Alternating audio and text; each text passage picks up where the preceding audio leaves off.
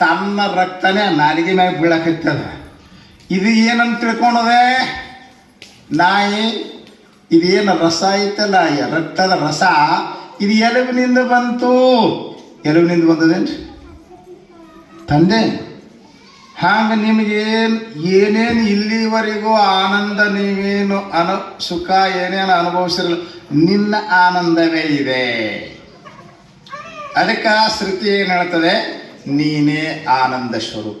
ನೀನೇ ಆನಂದ ಸ್ವರೂಪ ಹ್ಯಾಂಗ ಅನ್ನೋದಕ್ಕೆ ನಿಜಗುಣ ಶಿವಗಳು ಇವತ್ತ ಒಂದು ಯುಕ್ತಿ ಹೇಳಕತ್ತಿದ್ದಾರೆ. ಏನು ಹೇಳಕತ್ತಿದ್ದಾರೆ? ಎಲ್ಲವನಾರೈದು ನೋಡಲು ಇಲ್ಲವೆನಿಸಿದ ನೇಹ ಎಲ್ಲಿ ನೆಲೆಸುವುದು ತನ್ನಲ್ಲಿ, ಅದರಿಂದ ಸುಖ. ನೀನೇ ಸುಖ ಸ್ವರೂಪ. ನಾವು ಯಾವುದನ್ನು ನಿನ್ನೆ ಸ್ವಲ್ಪ ಇದನ್ನ ಸ್ವಲ್ಪ ನಾನು ಪ್ರಸ್ತಾವನೆ ಮಾಡಿಬಿಟ್ಟಿದ್ದೆ ಅಷ್ಟೇ. ಈಗ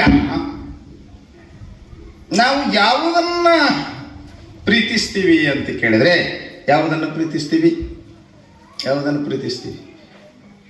ಯಾವುದು ಹಿತಸ್ವರೂಪದ, ಯಾವುದು ಸುಖ ಸ್ವರೂಪದ, ಯಾವುದು ನಮಗೆ ಆನಂದ ಕೊಡ್ತದ ಅಂಥದ್ರ ಮ್ಯಾಗ ಪ್ರೀತಿ ಇರ್ತೀವಿ.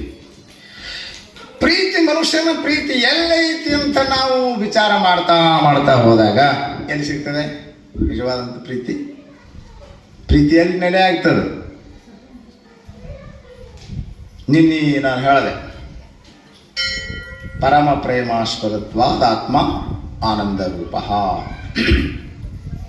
ಪರಮ ಪ್ರೇಮವು ನಾವು ಹಿಂಗ ಸಂಶೋಧನೆ ಮಾಡ್ತಾ ಹೊಂಟಾಗ ಪರಮ ಪ್ರೇಮವು ನಿನ್ನಲ್ಲಿಯೇ ನೆಲೆ ಆಗ್ತದೆ.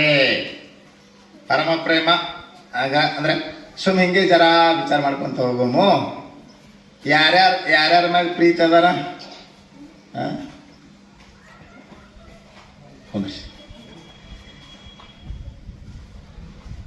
ಯಾರ್ಯಾರ ಮ್ಯಾಗ ಪ್ರೀತಿ ಅದ್ರಿ? ಸುಳ್ಳು ಹೇಳ್ತೀರಿ, ಇಂಥ ಹಸಿ ಸುಳ್ಳು ಯಾವುದೂ ಅಲ್ಲ ಜಗತ್ನಾಗ ಏನ್ರಿ. ಇದಕ್ಕೆ ಹಸಿ ಸುಳ್ಳು ಅನ್ಬೇಕು. ಹಸಿ ಸುಳ್ಳು ನನ್ನ ಮೇಲೆ ಭಾಳ ಮಂದಿಗೆ ಅನ್ನಿಸ್ತದೇನಪ್ಪ, ಹೆಂಡತಿ ಮ್ಯಾಗ ಪ್ರೀತಿ, ಗಂಡನ ಮ್ಯಾಗ ಪ್ರೀತಿ, ಇಬ್ಬರು ಕೂಡಿ ಮಕ್ಕಳ ಮ್ಯಾಗ ಪ್ರೀತಿ. ನಾ ಹೇಳೋ ಮಾತಲ್ಲ ಇದು, ಬೃಹದಾರಣ್ಯಕ ಉಪನಿಷತ್ತು ಹೇಳ್ತದೆ, ಭಾಳ ಸೊಗಸಾಗಿ ಹೇಳಿದೆ.